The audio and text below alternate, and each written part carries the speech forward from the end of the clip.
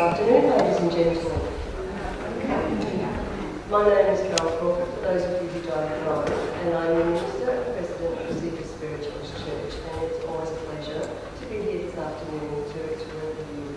Now, we have a very special day today. We have a medium who is flying for a very long way and who is touring Australia at the moment and doing her demonstrations and her clairvoyant work, and also raising money for charity.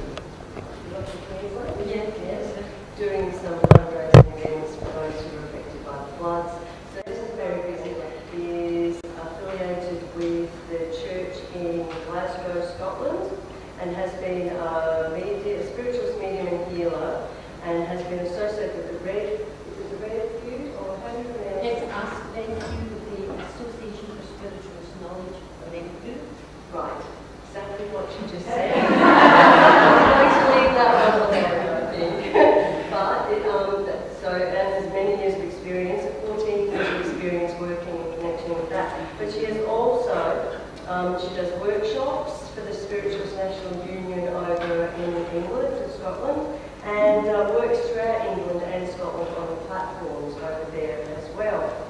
She's also been part of the Scottish Society for Psychical Research, and that's for over 8 years with the Glasgow University. So a lady with much knowledge and a lot of experience in the field and working with spirit. So please, today, from Glasgow, Scotland, please make Ann Duncan very, very welcome. The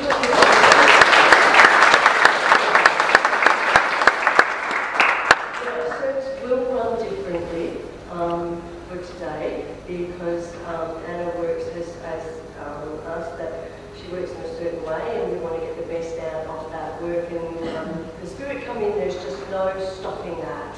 When the energy hits, you've just got to get that energy out there and let them do their work. So today, we'll do our first song. We'll then go into our address for the afternoon. From there, we'll do another song, and then Anna will get straight into the demonstrations. And she will work until about 4:04 when the spirit decides that that's time's up. And then we'll go into our just our closing part of the service for the afternoon. So that's an overview of how the service will run today. So I would like to explain to you that spiritualism is a progressive philosophy, and it is based on natural phenomena. We recognise no authorities by the master of belief, and we use no fixed articles or doctrines of faith. Spiritualists are expected to believe only that which is based on verifiable fact and not on personal experience. We have no fixed creed, but the majority of spiritualists do accept the following 7 principles.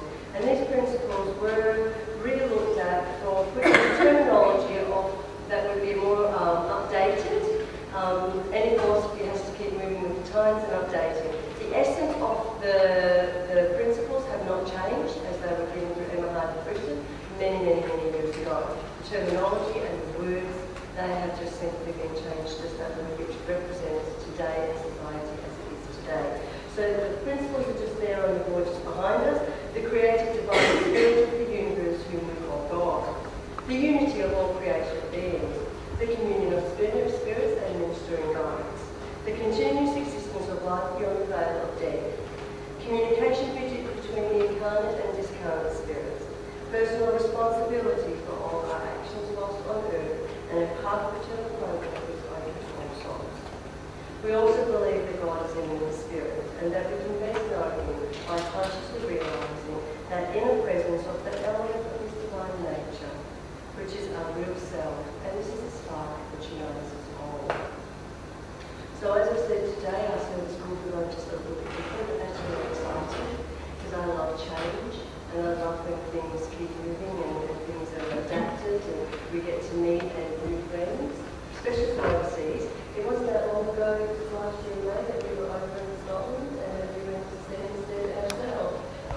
Yes, and so we did go and we did see quite a few meetings working on the platform at the SMU, so that was a really great privilege and pleasure for me that was actually able to go and do that. So I have a real appreciation for the history of the Spiritualist Union. What I'd like to do now is I'd like to hand over now to Anne and welcome her up to the afternoon. And so please make her very, very welcome to you.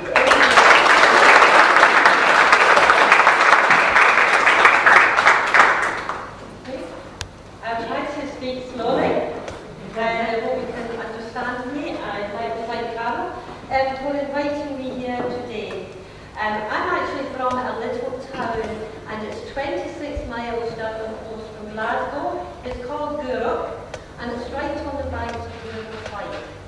And it's right in the west, the heart of the west of Scotland, which is particularly beautiful. It is, the west of Scotland is very, very beautiful. And I'm very fortunate I stay in a lovely, lovely place. So Glasgow's only 26 miles away. I was going to talk a little bit about myself, but I don't really want to do that because I think that was more or less I've been very aware of spirit when I was aged 15, 16. I was very aware of spirit. I could hear them speaking to me. I was taught by the nuns. I was brought up Roman Catholic. My best friend's a nun. She's a member of the Little Sisters of the Poor. But by 16, I just simply could not believe anymore. I knew there was something else.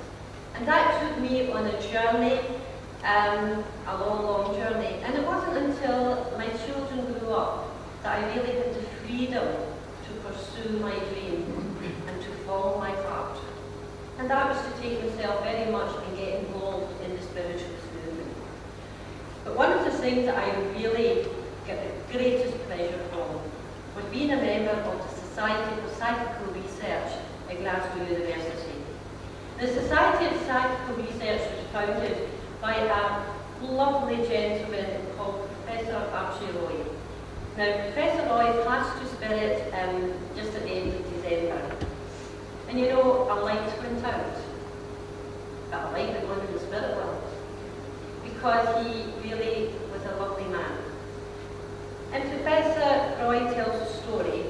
Now, he was a professor of astronomy. I think he was busy. He was a very, very well-educated man. He was an advisor at NASA. He was renowned worldwide. And I am very grateful that I actually got to meet this man and actually to work with him. But Professor Roy told his story.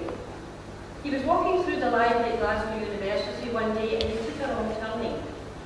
And he noticed all these books on spiritualism and he thought, research, psychical research, what is this rubbish doing in the library of Glasgow University? And then he noticed who the authors were. Professor William Barrett, Sir Oliver Lodge, Francis Frederick Myers, and William Crookes, the most eminent scientists of their day. So he thought, well, if they've written books on that subject, there must be something to it. So he took a few of the books home. That changed his life forever. Because he founded the Society for Psychical Research at Glasgow University. And he gone, like all of these learned men, all of these scientists, all of these physicists, from being a total non-believer to a believer. Because Professor Roy would say, look at the evidence. The evidence is there. These skeptics that dismiss it have never actually looked at the evidence. And therefore, we would have lectures thanks to Professor Roy. We had lecturers from throughout the world that came to lecture at Glasgow University. And there were times we'd be sitting at the edge of our seats. So he started a class at the university. And it was an introduction into psychical research. Now, I think when we started, we had about 30, 40 people in the class. And by the time the class had finished, we were down to about 10 or 12. And the reason so many left was that they were frightened. Because it covered every subject on the paranormal, from poltergeist activity, out-of-body experiences, obsession, possession, reincarnation. And because most of these people knew that this was true, that these things actually happen, I think many, many of them got so frightened. But let's talk about spiritualism. Sadly, today, we are not, many years ago, maybe in my mother's lifetime, certainly my grandmother's lifetime, time, we call that the golden age of mediumship. Without any shadow of a doubt, it was the golden age of mediumship. Probably because the lifestyle lent itself, because they had a slower pace of life. There wasn't all bright lights and television, and so many of the time they spent maybe posing around the fire, and they told ghost stories. And it lent itself to excellent mediumship. They took the time to sit, especially for physical mediumship. And therefore, these wonderful scientists had the opportunity to sit and experience wonderful, wonderful mediumship. And sadly, we don't have it today, and we desperately need it. We need this proof. Because today, there is a very big problem in the world. There's a problem with moral values, the failure of authority, the impoverishment of family life, young people rebellious and searching. You're all aware of it in Australia, we're aware of it in the UK, and it is worldwide. More than ever, we need proof of spirit. People need to know that this is but one lifetime. Now, we will not talk about reincarnation and spiritualism because we're not dismissing it, but we just can't prove it. But I would say to you, if you're interested, it's wonderful today because we have the internet and you can research information on the internet. Look at the evidence for reincarnation. Now, it very much was in India years ago because their belief system, they believe in reincarnation. And we were presented as scientific research with many case histories on reincarnation, but it was mostly like in Burma, in India, and places like that. But now we're hearing stories coming in from America, from Canada, Australia, the UK, of children who remember former lives and can give amazing information.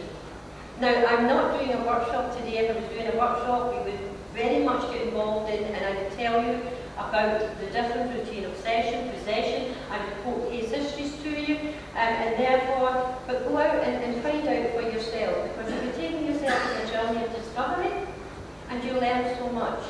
Now, this is just the tip of the iceberg, because for years we have been denied this information, because many of our great scientists were frightened to speak out. Most of them had to wait till they retired before they could speak out in their beliefs and what they did believe. But science is going to prove, without doubt, quantum physics, that what the spiritualism has said for all these years is true. There are other dimensions. But we know very, very little. We call scientific research Cinderella science. And yet it affects everyone, every one of us. But there's no money goes into that kind of research. Indeed, it's the very opposite. It is discouraged. What if people actually knew the truth? How would it affect my business? It would change everything. I mean, young people today celebrate these celebrities. You see them in magazines. They have done nothing. They have achieved nothing. Nothing. We celebrate the wrong people. We should celebrate those wonderful scientists who've made it possible for you and I to be here because of research into drugs and medicine to help us. But we don't celebrate. We celebrate celebrities that don't really important. We pay footballers obscene amounts of money, but all around there is poverty. More than anything today, we need to know about spirit. We need to know what happens when we die. Take our 7 principles. Compensation and retribution for good and evil deeds well done on earth. Yes. Now I have, as I said, we have many lectures at Glasgow University. And certainly I remember seeing a video, and this was a gentleman who had actually physically died. He had died. And he'd gone over to the other side. And when he came back, this was a very well-educated man. And when he came back, he said, I've seen no God. Is there a God? you'll have to go and bring along. Is it a great spirit? Is it male or female? How do we know? Did he see no God? But he said there was a wonderful energy. And he said, nobody judged me, I judged myself. And his life was played before him. And there was times when he was very embarrassed, there was other times he thought he did okay. He did see his relatives, but he said he could not talk to them, but he could see them. But he was in tears when he talked about the love. He said he had never felt such love, all-encompassing love. There was no judgment, but he said he did not want to come back. He did not want to come back. He was in a very beautiful place, but he had to come back. Now we know, and this is what we have, evidence we have, that people who have had a genuine near-death experience, not out-of-body, near-death experience, when they return to the earth plane, they are changed forever. They are never the same people again. They go and work for charity. I told the case of the mafiosa who was gunned down in the street, and apparently once you're a member of the mafia, always a member of the mafia. But he had a near-death experience. And when he survived and came back, he was no good to the mafia. He was a changed man. He went out and worked for humanity. We know that there are other dimensions. We know that there is good and there is evil. We also know that there are lower dimensions. So that is why we must be very, very careful. We never, ever doubt. Never. When we work for spirit, we are for the highest and the best. There are many, many stories I can tell you. Stories and talks that we've had at Psychical Research.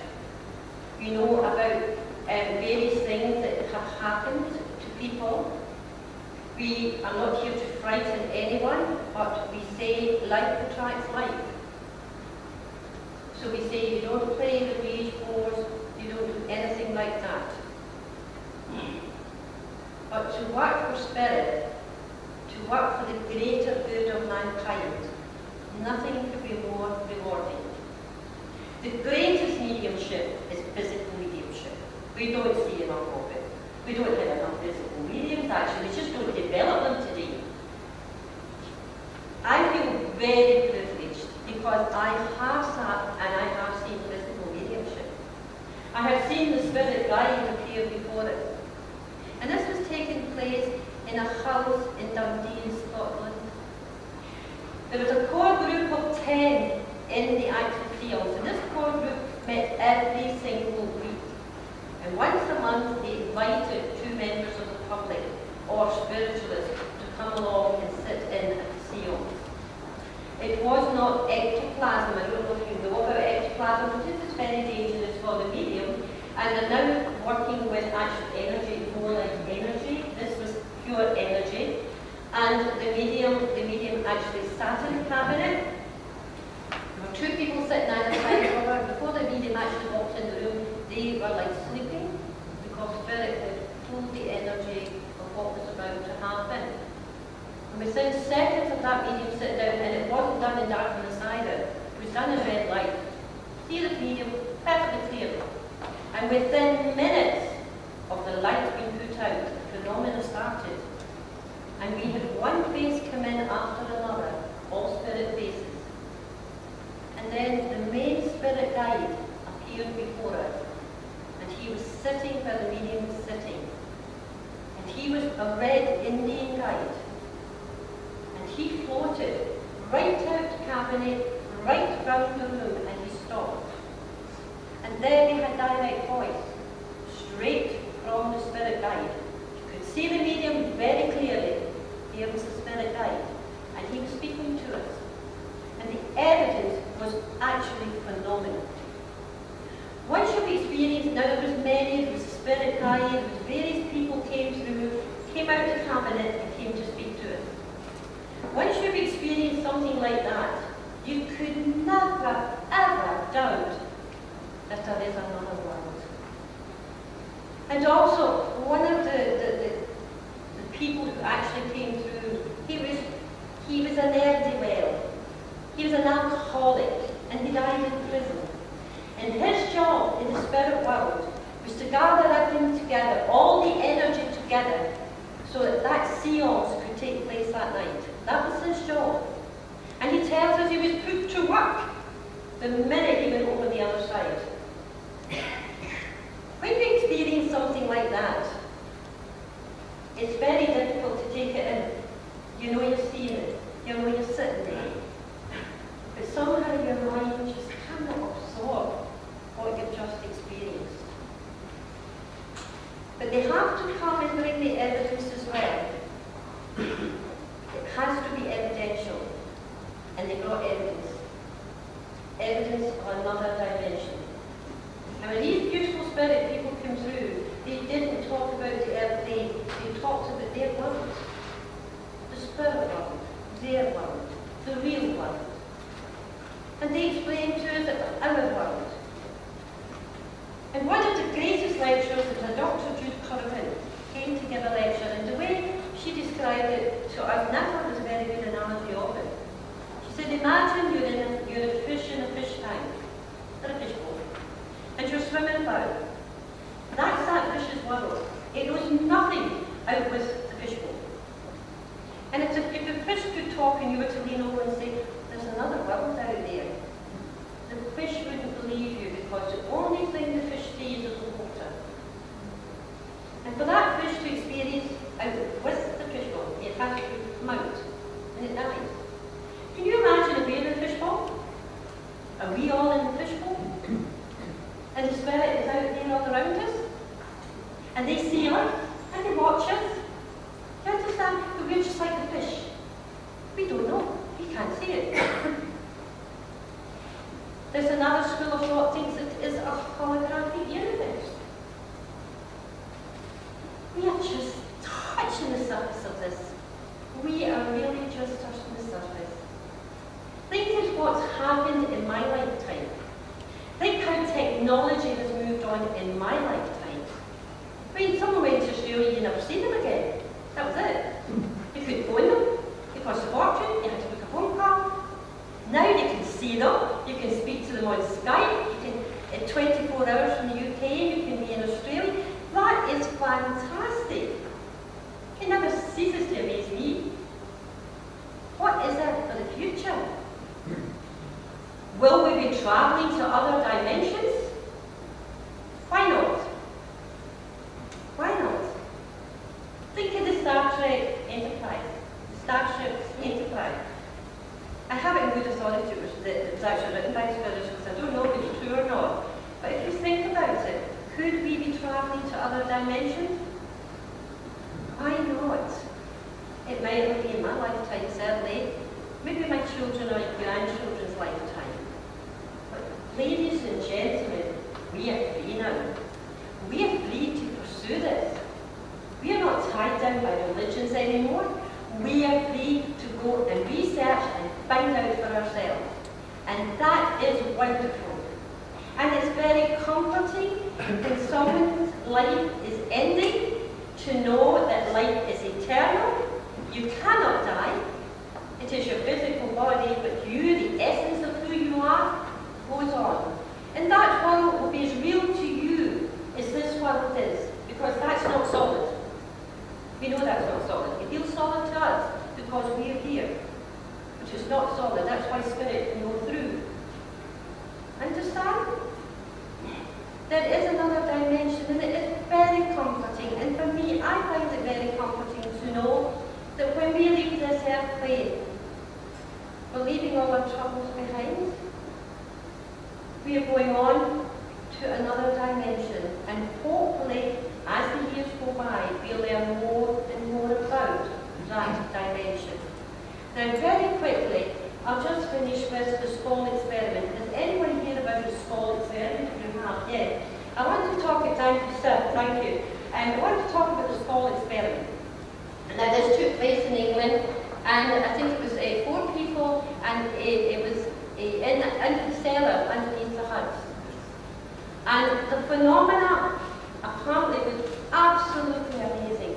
Now, Professor Roy, that I've just spoken of, was invited to the Scott experiment, and the president of the Scientific Research, he also was invited, and they came to give a talk on it.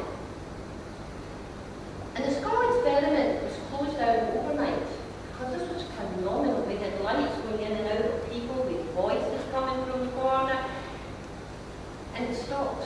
Do you know why it stopped? It stopped because they had opened into another dimension. And the spirit world could no longer protect them, because there were other entities trying to get through. And they could no longer be protected. And they closed it down. And it closed down apparently overnight, just like that. Because they had to protect the sisters. So therefore, we know, and years ago, our mothers and our grandmothers knew, and our grandfathers knew. They never dabbled, because they knew. I think like to try its life. And when we sit down to work for spirit, and to give in service to spirit, we will be protected. But we have to remember it's a duality. It's like the airplane. There is good and there is evil. And I just said it as a warning because I know it's happening in the UK, and I'm assuming it's happening here. People are opening what they call spiritualist churches. This is a real spiritualist church. But they're opening them up and they're calling them spiritualist churches. And they're just watching telling shops and they're there to make money. I work for spirit. I don't ask spirit to work for me. And that's the way it should be. But many of them don't. They're in it for their own ego and for money. And that is very, very wrong. We desperately need good mediumship today.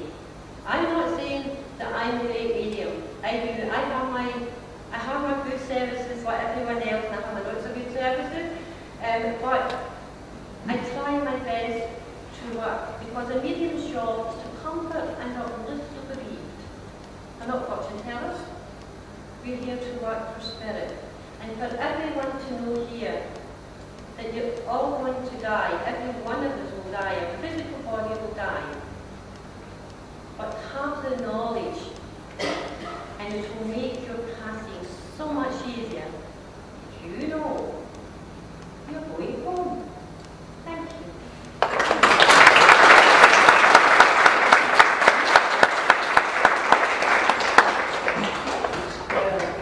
Absolutely inspiring.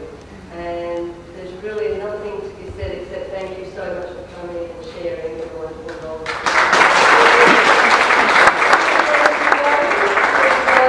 We're moving to another song, and we're going to all stand up, get the energy bucket, and then we're going to move into the demonstration.